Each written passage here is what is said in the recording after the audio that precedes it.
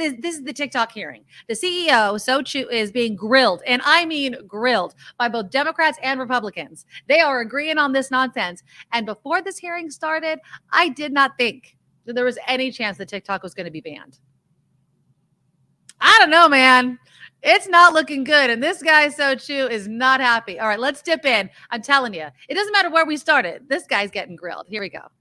Let's turn on the volume here. There we go. Who will have access to that data? Right now, a team called TikTok US Data Security, led by American personnel, they have access to that. We have begun this operations already. Okay, but the app itself has access to the data, correct?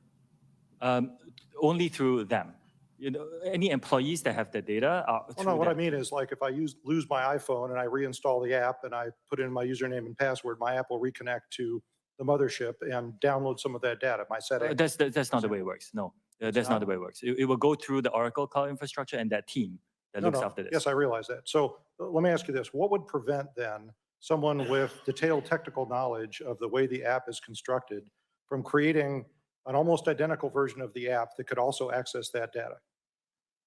That's what we are giving you third-party monitors and transparency. Yeah, but they're monitoring the source code for your app. I mean, ByteDance, these engineers have been working on this app for years. What would prevent them from making an app that could also access that data? Congressman, I think we're going into the area where, you know, what if there's a hacker? What if there is this? Okay. You know, this is a common industry problem, as you know. Well, I mean, it's just, I see my time's expired. It illustrates the point. Okay. I'm just skeptical that you're technically Gentleman's time has expired. Gentlelady's time has expired.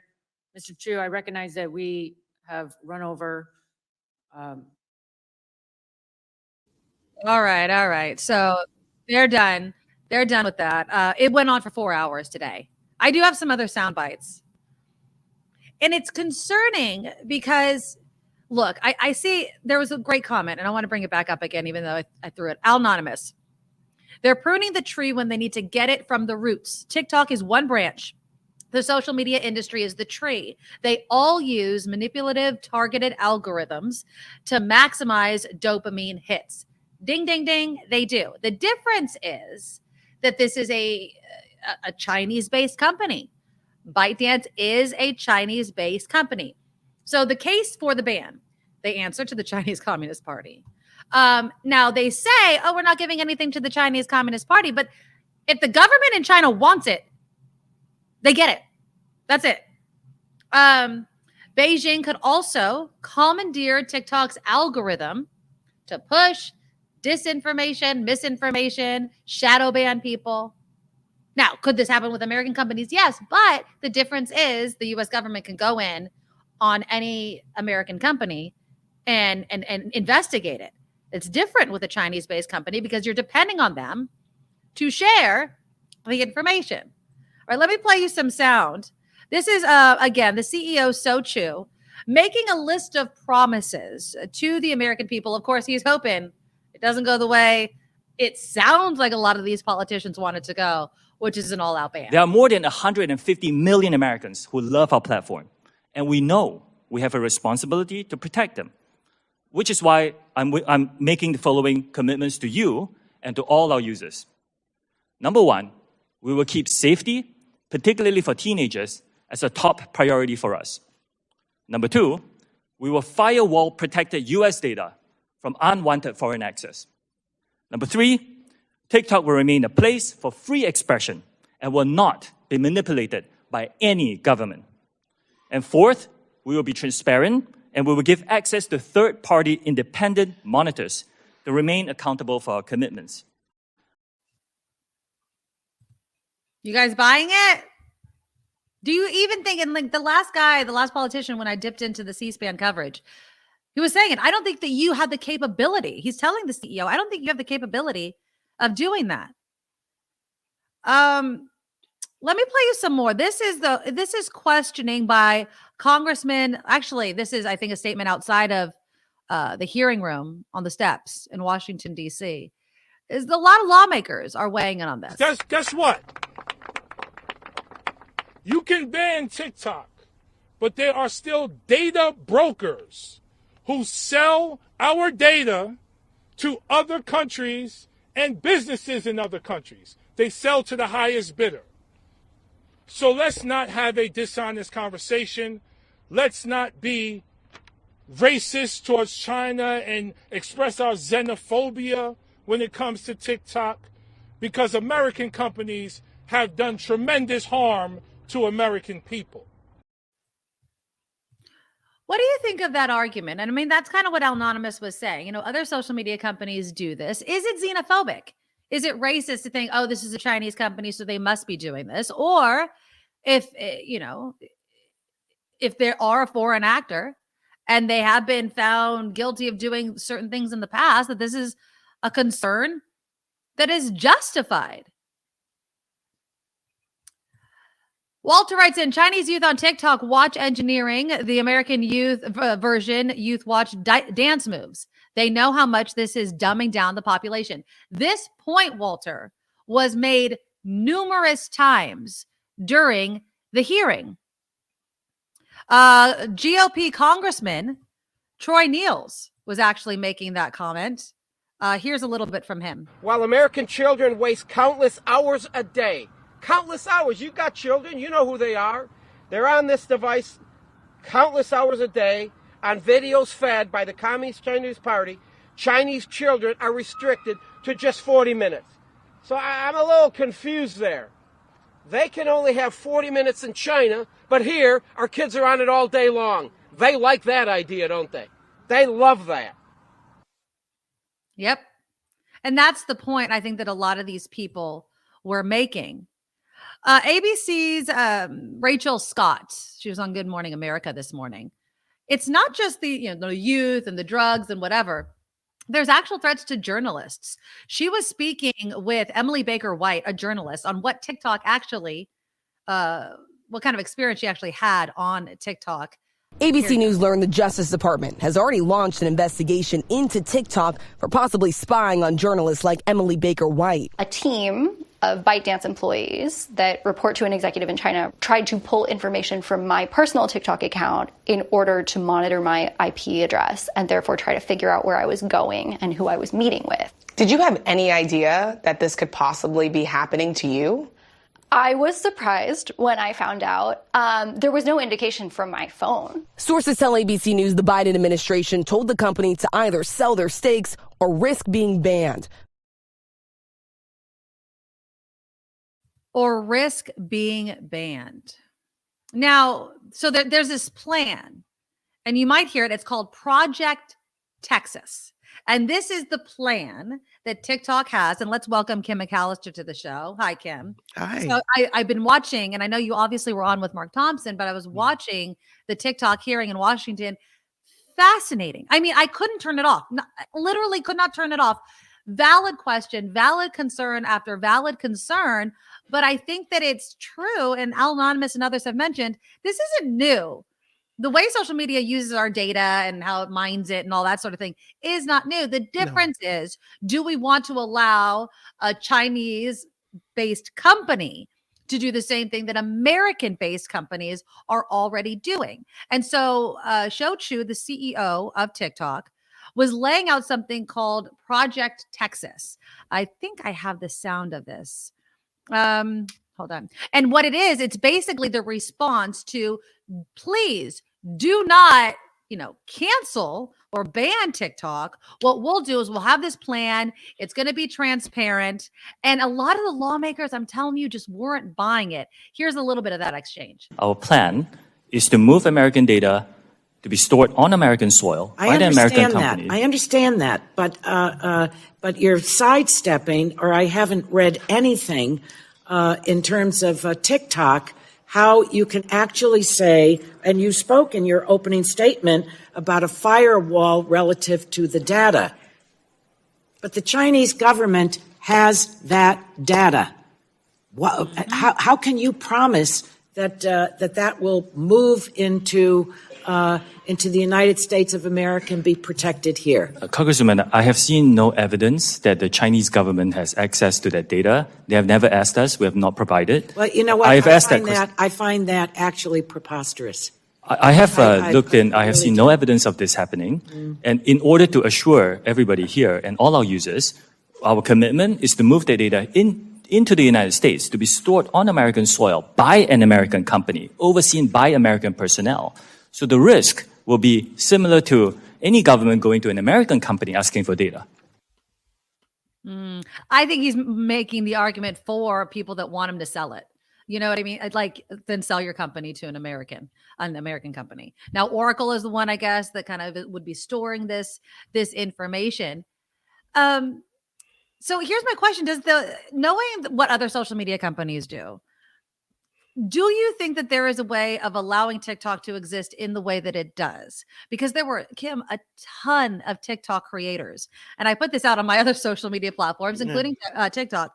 Like, can't you just move all of your community to TikTok? And here's some sound of some creators talking about, how much this specific platform means to them. Creators like Jason Linton say that would be devastating for his family. Hello, everybody, and we are on the Dad Life Trampoline! From their small town in Oklahoma, they've built an online community of 12 million followers and a source of income. We've gathered so much of a community on that platform that we weren't able to reach before. Callie Goodwin from South Carolina, I think this could be a game changer, says 90% of sales for her greeting card company come from TikTok. Do you think that your small business could survive without TikTok? Unfortunately, I don't think so. I think that so much of our community and the way that people find us and how we interact with our customers and our sales is driven by TikTok. So I guess I'm not really, Randy says I'm not buying it. I don't know what you're not buying. I'm not buying the protections that TikTok says it will institute to kind of firewall our data. But I'm also not buying I know I might get vilified if any TikTokers are on here. The crying that's going on from these TikTokers and these influencers. You're telling me, now I understand algorithms and TikTok does it better than anybody else, but you're telling me that if TikTok disappeared, if TikTok was banned in the United States, that another social media platform, whether it's Instagram or something, won't just pick up all of that and you can't create your community there? I'm not buying that. I just think that if it's gone for everybody in the United States, then everybody else will move to a different platform. And that's what's happened in the past. What was that for the first social media site that everyone was on? Friendster, yeah. The MySpace, yeah. MySpace, yeah. Yeah, and when it went belly up, everyone just flipped over to Facebook, right? So I remember that, yeah. There's always something new coming down the line, and people will figure it out. Yeah, people, there's been a lot of them. Vine, mentioning, I totally get that. MySpace, I remember I was on MySpace and I miss MySpace.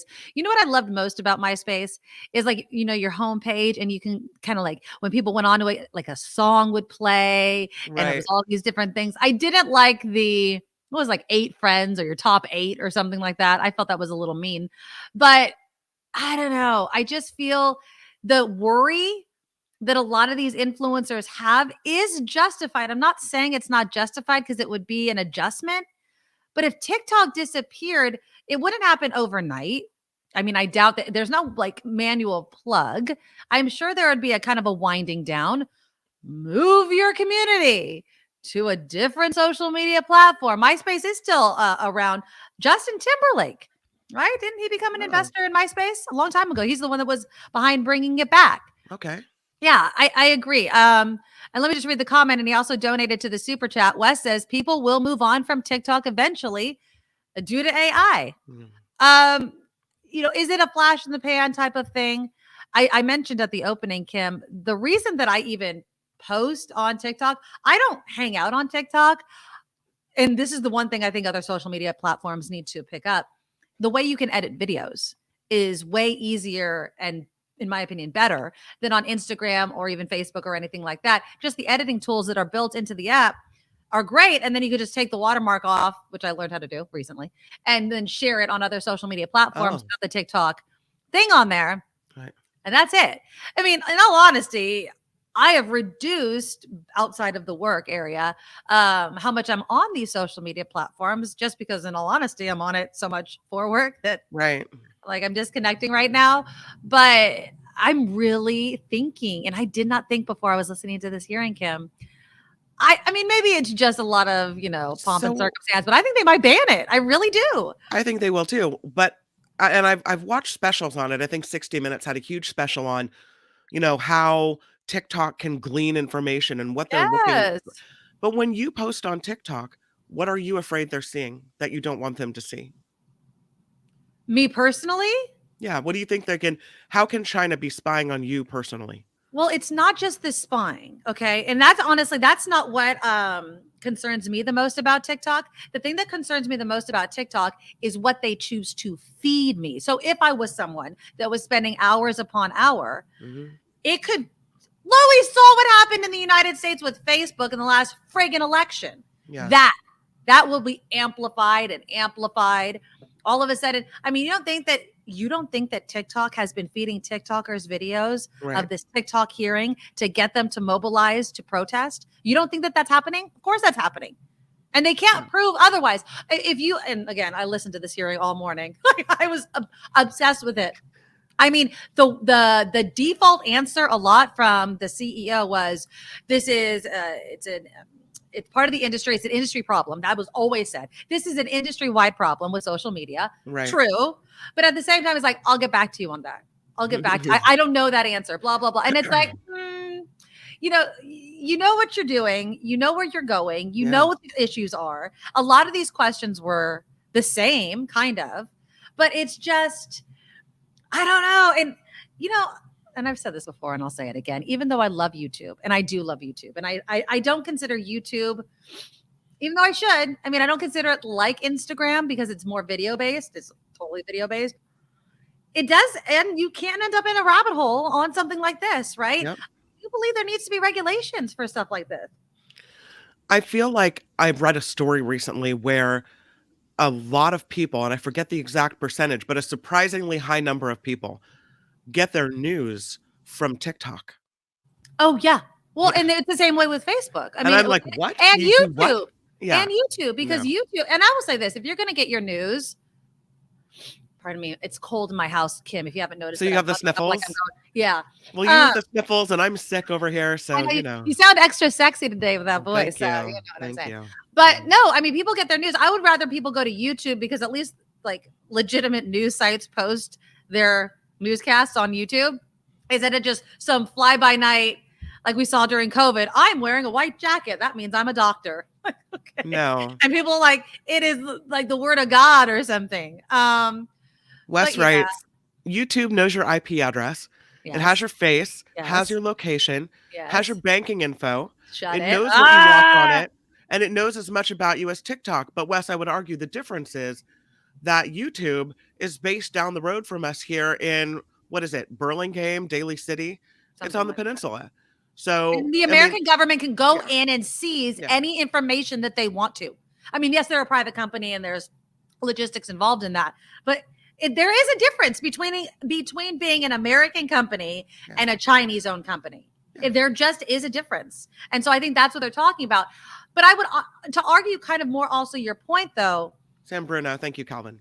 To argue that point, how much does the American government care about what American companies are doing with our data? And I think that falls extremely short. So we haven't cared. We've known that all of our data is exposed for marketing reasons. You know, we are the commodity on Facebook. We are the commodity on social media. We get the service for free because they're taking all of our information and using it and selling us stuff. So, and we've known that for a long time. That's not new. So, I mean, I don't know, either you're upset enough by it that you've left social media by now, or if you've accepted it and we move on.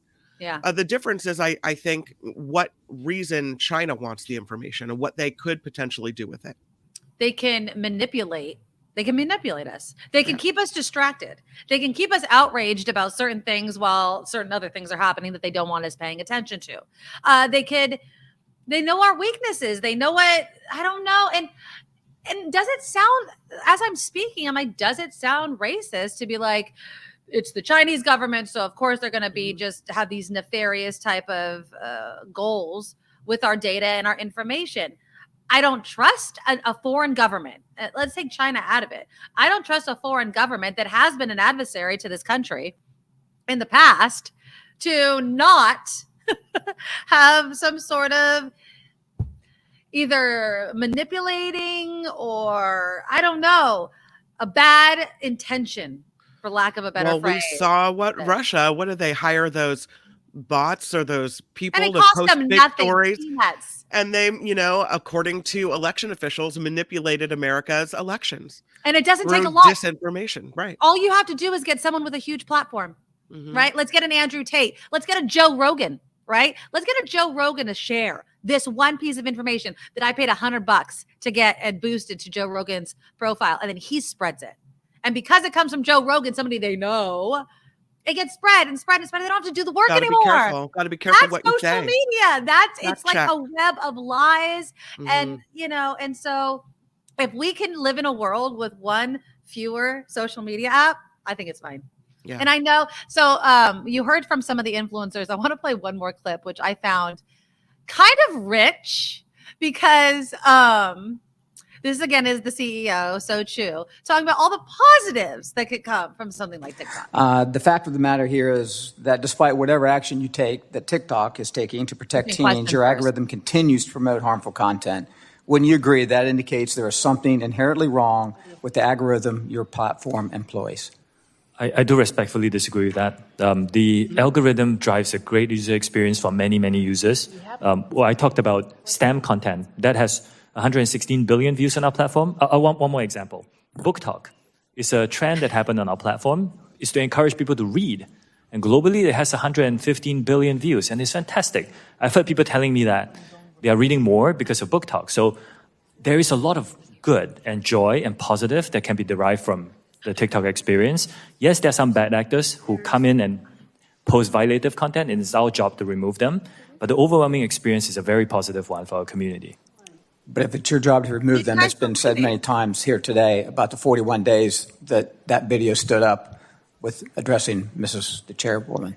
After this, I'm going to go and look into the specifics of that. I'll get back to you on that. I'll get back to you on that. But like, there's Book Talk, Kim. I mean, people are reading books because of TikTok. I'll tell you this. I follow Okay, so like you could choose what you like. So Book Talk I know of, and Cleaning Talk. Cleaning Talk is kind of like cooking talk to me. I just watch people clean while my house is a mess. But I find all of these cleaning tips that I don't use because I'm too freaking tired to clean my house. But yeah, Anonymous, 41 days to address something. The challenges or whatever that these kids are doing that are accidentally leading them to commit suicide, right? The blackout challenges that led to the death of I think she was a 4th grader. I mean, this is what. And then there's this whole argument of where are the parents? Is it even the role of government to do this? I know, Kim, you don't let your child have any social media. And that's awesome, right? I mean, it's one thing to want the government to ban an app, but it's another thing to know what your kid is doing. I do think it's telling, though. Chinese children, they learn stuff on TikTok, like real things, and we learn dance moves and stupid challenges. What's the one that you post a picture but then it disappears? Snapchat. I'm being pressured for Snap. No, I said no to Snap.